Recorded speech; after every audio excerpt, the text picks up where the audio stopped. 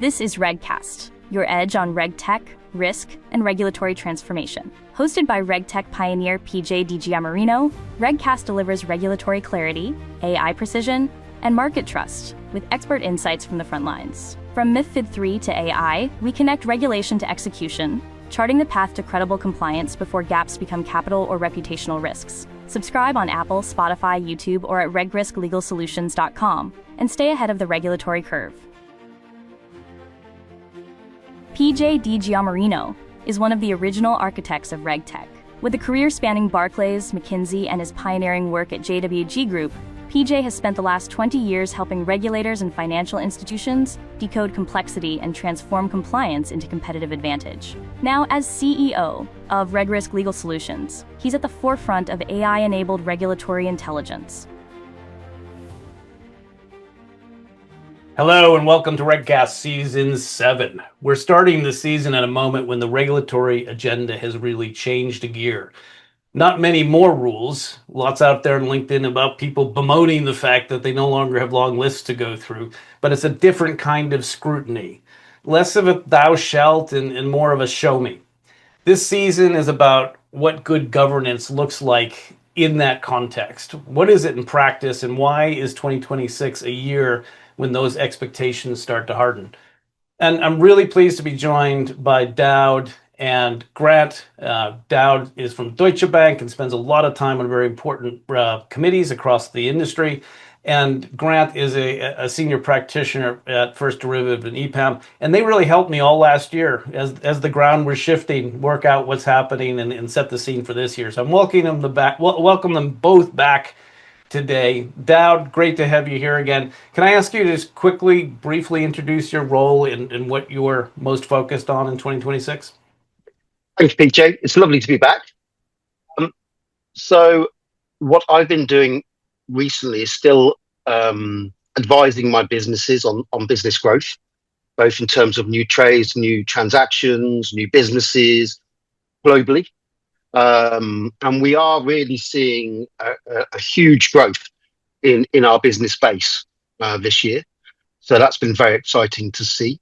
I'm also looking at more deep dives into regulations that are already in place to try and get a greater understanding of what we do today. We've had some questions from regulators who've become a lot more active in that space, coming back to us and asking questions about not what we do, but why we do it. So this is something that is relatively new in our landscape. So I've been dusting off the old rule books, dusting off interpretations and industry best practices to get to grips with how we made decisions 5, 6, 7 years ago on how to do reporting in some relatively niche areas of our businesses. Well, always good to have the wise old man of the Reg Change program. Grant, what are you focused on this year? Hi, PJ, and good to see you again in 2026. Great to be back, and nice to see Dawn as well. So for 2026, there's a lot going on, right? And you would think that, or with the regulation pipeline being a bit less and sort of kicked out to long grass in 28, 29, that things would be slowing down. But I don't think we're seeing it like that. And I think, as Dawn alluded to, we're seeing very much of similar sorts of themes across our business as well. It's no longer a case of firms just talking about and explaining how they do it. It's really now proving that and going into the detail and how have you implemented something, what is your interpretation. So really around that reg assurance piece, I think is going to be critical for 2026, and I'll talk a bit more about it later, but certainly I think we're seeing people and firms looking at their architecture and how they can start to square that up to fit what's coming down the pipeline. And I think that's pretty uncertain and unknown at the moment as to what that looks like. But certainly, setting themselves up to be adaptable and flexible with an ongoing change environment in politics and directions the regulators are heading in. If I could just chip in there. So I absolutely agree with what Grant's just said. I think people are seeing in the next few years, there may be some consolidation in some of our reporting frameworks. And they're looking today to see what is our architecture that we use to support our regs today. They're relatively fragmented. We were doing them in silo. They're also Some of them have been around since 2011, some since 2007, some came out in 2015, 18, etc. And they were all built at different times on different technologies and with different ideas.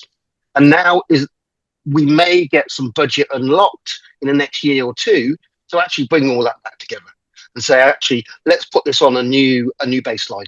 Yeah, look for some of this economies of scale. So I think that was a really important point, and I just wanted to reiterate. I think Grant's absolutely well, right. amen. I can only reiterate that as one of the key core messages of this whole season. Really, regulators have started getting serious about the show me, about the testing, about what are you actually doing, where's the evidence. That we've moved to an environment this year where data is capital. Compute is trust. Sovereignty is safety. So, the evidence is really now taken over the agenda. And it's not about, the next big XYZ rule. It's about gluing it all together and moving from a periodic review to a continuous examination with all these AI data fabrics. And that's one of these always on scrutiny type messages that I think we're going to have to get used to. There's a lot more information that we've started pumping out over the years about how the firm actually operates, and the regulators now have the smarts and the technology to pull that together. And I guess season 6 to me really took us inside that shift. We were there as the date shifted in June, and then again in October, and then the day to day at the end of the year. Digital integrity has become more and more of this supervisory issue, and it's led to some changes in the way even the regulators have been presenting their agendas. So it's stopped being plumbing, and it's really started being relevant to your capital. And industry standards actually have started to become part of that conversation at long last. So I think the AI ask for the data and the governance around that and the evidence that's required doesn't really simplify regulation, but exposes lots of controls. And I think, as you guys have very well alluded to, those controls are like sediment layers in the architecture. They went in at the time the regulation was put in. And the great news is we can plan to drill some new wells. And so that's really what season 7 is all about, is that forward lens of, we're going to go back and look at how we did all this. We're going to make sure we can tick all the governance boxes and make sure this is executable, not just something that you claim that you have on a piece of paper, because that judgment is really going to matter. And those judgments are looking for clarity and certainty across many different regulatory regimes, right? So in 2028, the firms that will be able to prove this at scale will really be the winners. They're the ones that will be able to mount the defense. So without further ado, let's dig into it. I think the first question I'd like to lead with Dowd on is really what's changed from your perspective. It's interesting to hear you say you're digging back through the history and looking at the supervisory history. What are the political dynamics behind that, and what's really shaping that drive? So I wouldn't the dusting off old rule books and regulations is because of particular regulatory asks and questions, as all the firms have started to receive. I think the regulators are, as you said, have now got tools which enables them to look across large amounts of data for looking for patterns. And then when they see something outside of their pattern, they're then asking a question about, why are you reporting in this way? And they're looking for you to provide a conscious decision for why you report the way you do, rather than it being an unconscious one.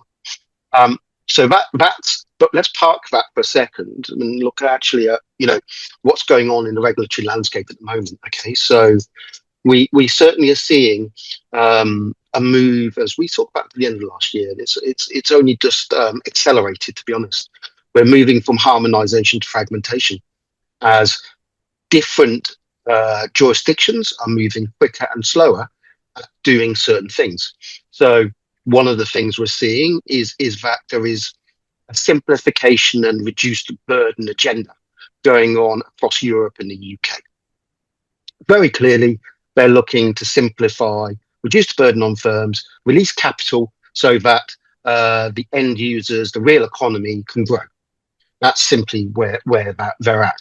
And we're seeing a difference in speed between the UK and the EU, because obviously the agility of the UK post-Brexit, the fabled benefits of Brexit, is that we now don't have to harmonise with the EU, and so we can now start to look at individual rules in the rulebook. So at the end of last year in December, the PRA deleted 37 regulatory returns, which are enforced in the EU still, which they have the ability to turn off because they were no longer of use. And we're seeing that. So we're seeing a much quicker approach in the UK. The EU has delayed regulatory implementations across 105, 110 regulations until October 2027, because they want to take stock of where they are and think, are these actually necessary for stability and for protection of the end user? Or are they just a burden on firms and putting a brake on who we are and how we work?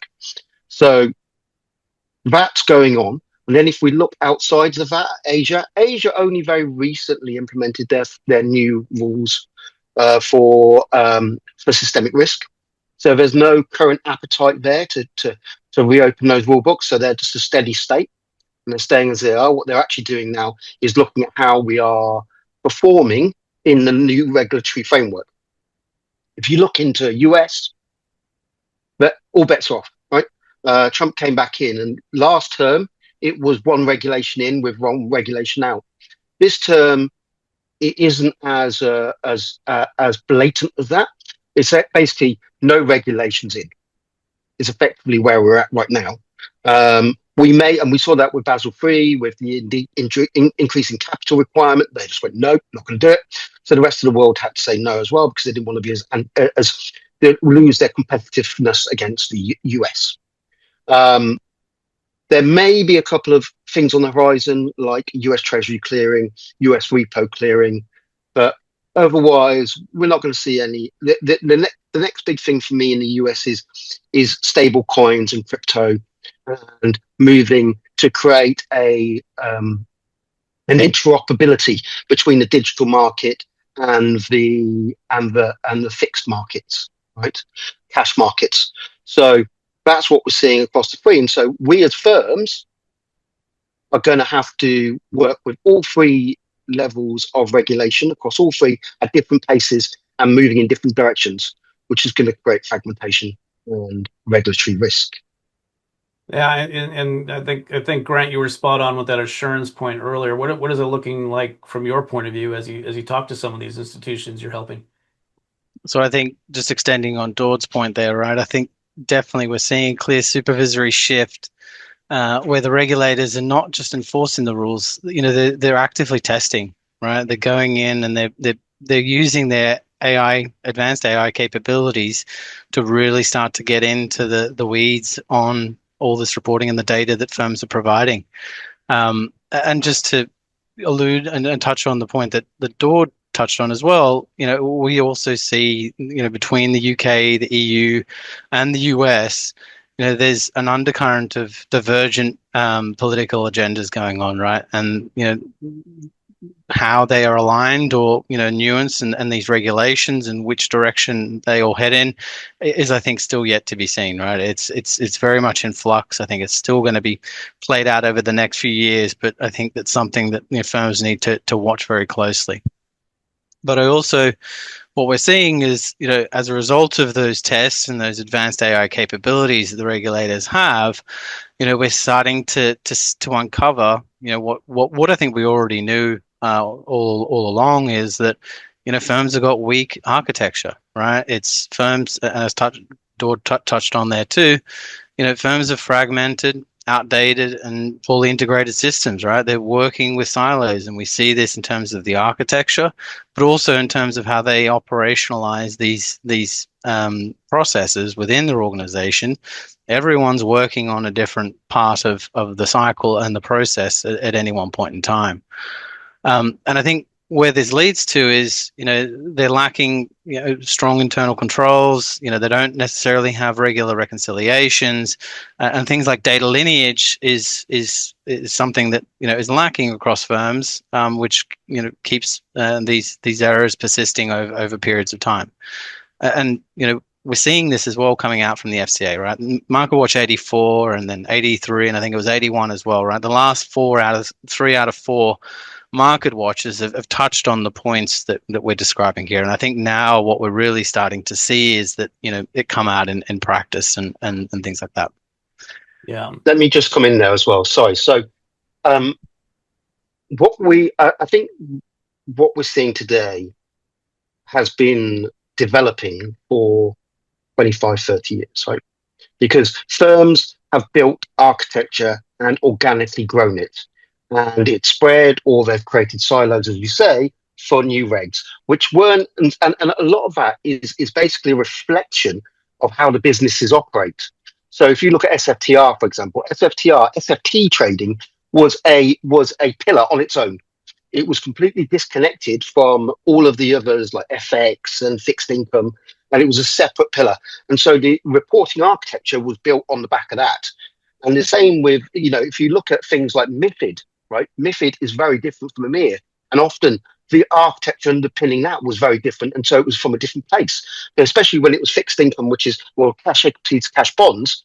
They've always been historically separated of differences from OTC derivative trading. So we built these bolt-ons and built these added pieces. Now, another part of that is we have become much more mature as organizations, as an industry, about controls. Now we do control by design, right? When we're building our solution. When we originally started doing this back in the EMIR days, we put the controls in after we'd implemented. And it was more like, now this is the things we should be looking to look after and surveil. So I think we've become more sophisticated. We're dealing with legacy architecture that's organically grown over time. And we have supervisors who are asking much more complex and intuitive questions of us. So we have to have a complete change of mindset. The questions are complex, but also the consequences are much, much more meaningful, in other words. So something like the supervisory reporting and evaluation process, SREP in Europe, can result in Pillar 2 capital buffer increases. So I 100% hear what you guys are saying, which is that these systems were built up over time as the new regs came in, but then over the top, we are now asked to bring them all together, and the AI is exposing lots of wrinkles in what we did. So I used to think of it as a big ball of band-aids, right? Every new reg that came on, we just stuck a couple more band-aids on top. And unfortunately, the problem is with remediation and trying to fix it, every time you're going in there, you're ripping off a couple of band-aids and finding more problems, right? So, that's definitely how I see it as well. Yeah, pulling a thread on the jumper, and suddenly your whole jumper falls apart. Yeah. And so I think, the thread there, just to pull on that a bit longer, is that, I think the breather in the fact that we don't have, a reg pipeline or regs coming down for a couple of years, I think is really giving firms the confidence to say, hold on, let's take a step back. Let's look at it. What should we be doing here? What architecture should we have?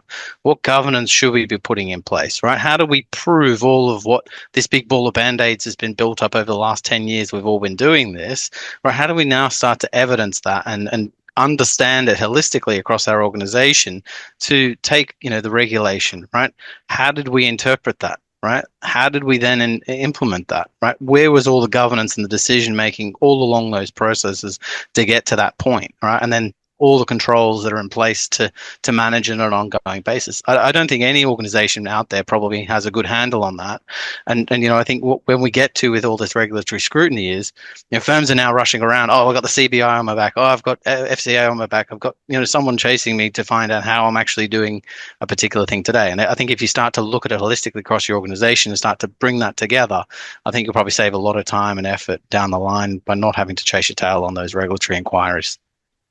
I'm going to interject again because this is really interesting, Fred and PJ. I know you want to get in and ask questions, but we're riffing off each other here, and it's really good. So I completely agree with Grant. What he said there. I would say though that the problem we're facing today is unlocking the budget to do that wholesale review and re-architecture. Historically, I wouldn't say since 2007, maybe even slightly earlier, the only way you got budget is for new business and mandated regulatory change. This is neither of those. So this is going to be expensive, going to take a lot of skill and a lot of time, and could, in some ways, open the firm up to regulatory risk, because you are, as you said, Pandora's box. You're pulling that thread to see what was underneath still. And that's going to take courage from firms to do that. And also, you want to have a cost-benefit analysis at the end. What will the benefits be of opening up and re-architecting? What are we going to see? Not just in the very long term, but what are we going to see in the short to medium term in terms of return on that investment? And I think that's the case firms need to make, and people, advocates like us, need to come up with for those firms. Say, here are the things that you will get from doing that re-architecting. I mean, Dowd, you just went back to a period where I was actually a COO at a bank, so in the mid noughties, and you're absolutely right. The only reason we had to put anything from that list of compliance issues onto the work orders was because of what you described. I guess the motives for that, as I dug into it, tended to be, it's my bonus. I don't want to be spending money now for something that happens in the future. And I guess my question to both you guys is, how do you get past that mentality? Because it's always been a hero culture. We have a problem, we solve it, we get paid. The business values that, therefore we're all happy. Now, how do you change that dynamic, Dowd, and really within a complex organization like the one you work in? What do you think the right kind of conversations to have are for this year? So first, you want to look at the reg horizon, as we spoke about right at the start. In 2 to 3 years, EU and UK will go through fundamental regulatory reporting change. There will be a new mandate to either bring together at least 2 of the regulatory obligations, MiFID and EMIR, and re-architect SFTR with a new data dictionary. That will happen across both jurisdictions. We're going to see an extension of the CDE, the Critical Data Element Data Dictionary, as we start to bring in sophisticated exotics and packages, and we start to think about the risks engaged in those. We're going to also see changes probably to some of the risk indicators that we use as well, which means measurement in different ways. We're also seeing in October 2027 the move to T+1. Now, that cannot be underestimated within the reg agenda, because the amount of money that's going to have to be unlocked to do that means there's going to be fundamental changes to the way that we interact with our clients. So I think that we can firstly hang our timeline on the fact that this is happening. Now, what do you do to implement something to meet that agenda? You can just tinker around with what you have today and meet that. Well, certainly the reg changes. But if you want to, instead of keeping 3 siloed regulations, 3 amounts of people who support each, and all of the remediation actions, all of the questions and answers, you want to keep those in place and spend that money, you can do. But that will only go up in cost over time. Or you can fundamentally re-engineer the whole thing, put it all on a single platform, have one team supporting all of it, and then say, and that's both across the UK and EU if you have 2 obligations, and that will put you in place for a lower support base, higher quality returns, lower maintenance, and lower questions from regulators. And that will then also springboard you into when the Asia APAC 4 decide they're going to come on board with that same approach, because that's what they're doing at the moment. They're just waiting and seeing what we do. Now, also on top of that, if you look at the US at the moment is basically a Republican government and a Republican view of the markets. They won't be in power forever. When the Democrats get in, they will look to fundamentally review what they're doing today. And if there is a pilot already in place, or a use case, a way of doing it better already in place, which there will be in the EU and the UK, and possibly by then Asia as well, they will follow suit. So if you already have invested for the UK and EU, you're in a much better position for when the US goes, and Canada, because they always go together. That's my argument anyway. Right. My view, I guess, is now is not the time for complacency, and I think that that's probably how I'm thinking about this. As we're seeing, whilst the reg pipeline is slowing down, I still think that the expectations and the complexity of the world and the domain that we operate in, especially around this regulatory reporting stuff, is becoming more and more complex, right? It's becoming more complex. And I think that whilst the regulators are also on this trajectory of using and leveraging technology to get right into the weeds, as we talked about earlier, I think that firms need to be, accelerating their investment into technology to help them to get to grips with transaction reporting, regulatory reporting. Leveraging AI, we've got, clients that are asking us around, we've got these massive heavy lift tasks, pairing and matching is one, delegated reporting is another, errors and omissions, right? How can we start to leverage AI technology to take some of that burden away and to free up resources to do some of the work that's, the data quality, the governance, the controls, the re-architecture, right? These are the people that have been working on these regulations. How do we free up that resource to point them in a new direction? The other one as well that we're seeing is we talked about as well is, they're using and wanting to see solutions that, as you alluded to, Dord, is that, one that covers all the regimes. I don't want a solution that just does SFTR, or I don't want one that just does EMIR. I want a single reporting solution that can deal with it all. And we're still seeing divergences in the regulations themselves, like Sec 10 C1A still coming down in September. That's going to use JSON format, right? And there's a few nuances and differences on that too, right? So looking for solutions that can handle all of these different regulations is I think key. I'm back in. I completely agree. I'm not sure I would hold my breath on the Sec 10.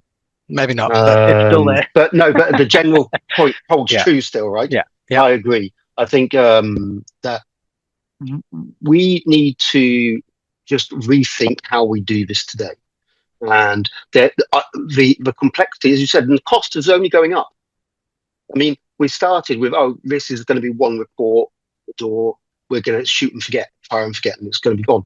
But no, now we're getting multiple questions back, both from our clients, from our regulators, from our TRs, and suddenly it becomes a cottage industry supporting that reporting framework. And then when you multiply that by the number of frameworks we've got and the number of reports we make, suddenly you have a huge, just to support the RTB, not less the change agenda, just to run the bank agenda is a hugely resource intensive activity. Yeah, and then when you add in the commercial aspect of this, like I work on, which is new business and new transactions across the globe, that becomes just a huge task and cost and drag on the business. The era of report and forget is over, right? That's long gone. We're now in a new world. Well, and I think Dowd hit the nail on the head there too, as well as you, Grant. But the RegTech is no longer about just change the bank and new regulate is coming in, find some RegTech. It's about how do you engineer RegTech into everything that you do and align with this kind of vision you guys are painting. So we need to think about wrapping up, and let's think about then the couple big events we have coming up. 26th of March, the first one. That's our shockingly 10th anniversary of running a RegTech conference. So that's a big gathering of the regulated, the regulators and the supply chain that serves them. And then we also have a dinner in advance, Grant. So you're happy to, if you answer this question for the dinner, but in 60 seconds or less, why should people come to a conference on RegTech this year, Dowd? So for me, there are two things conferences always give me. One is relief that I'm not the only person facing the challenges that we are. But more seriously, it's all about collaboration, right? We collaborate with the regulators and we collaborate with our peers.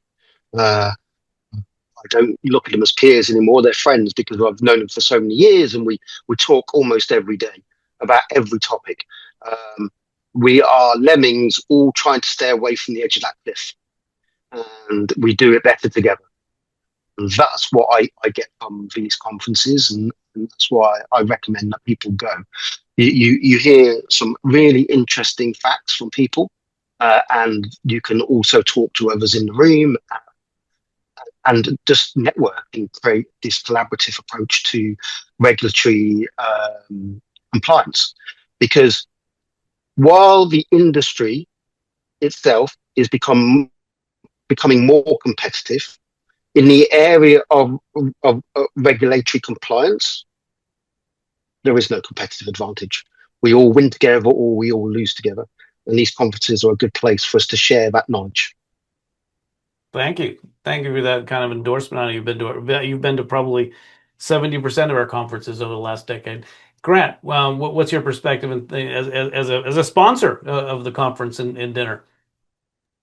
I completely agree with what Daud has mentioned there. I mean, they are very collaborative. As I said, I've been doing this for the last 10 years, and it is all through industry consensus and working together as an industry to come up with solutions to these problems, right? And if anyone, and let's be honest, that's the principle and the basis of CDM DRR, right? Is that is a consensus, an industry consensus for firms to come together and coalesce around an agreed version of the logic, right? So to me, it's going on in different areas across fintech, and this is an opportunity for firms to come together to discuss exactly what's going on, how different firms are approaching it, but also how we can help to provide services and help them on that journey as well, right? It's not a hard sales pitch. It's to build relationships and to understand the challenges that firms are facing and how we can help them solve those. I completely agree with that. I think I just wanted to say something about the DRR there. Really interesting. That collaboration and that groupthink from some of the greatest minds in the industry, frankly, who've across all jurisdictions who've built this model is something to behold. And for me, it's even if people don't implement it natively in their own systems, using it as a benchmark against what they are reporting themselves is invaluable. So you'd rather be consciously aware of the divergence between your implementation and the DRR than just blindly sending out whatever you do. Yeah, this is the first example of that, where we have a benchmark for regulatory reporting that we've ever had in the industry. And I think that should be applauded.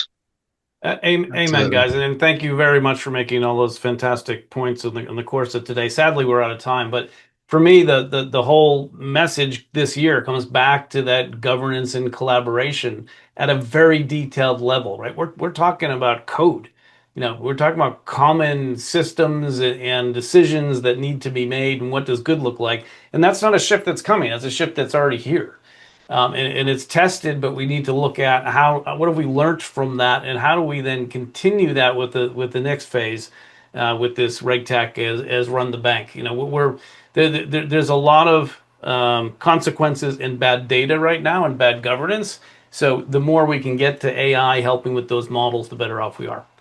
So stay tuned here for season 7. We're going to continue to plow on, look at the right kind of control decisions, and each episode is going to tackle one particular pressure point. The conference is where it's all going to come together. So follow us along there. Make sure you follow the RegTech Edge as well. We published a big piece this week on what's happened with the latest ESMA data strategy. So the EU data strategy is still rearing its head this year. Tune in and follow along. Thank you very much. You've been listening to RegCast, delivering regulatory clarity, AI precision, and market trust. Please subscribe and share. It helps more people join this vital conversation. Find all episodes on Apple, Spotify, or at regrissolutions.com.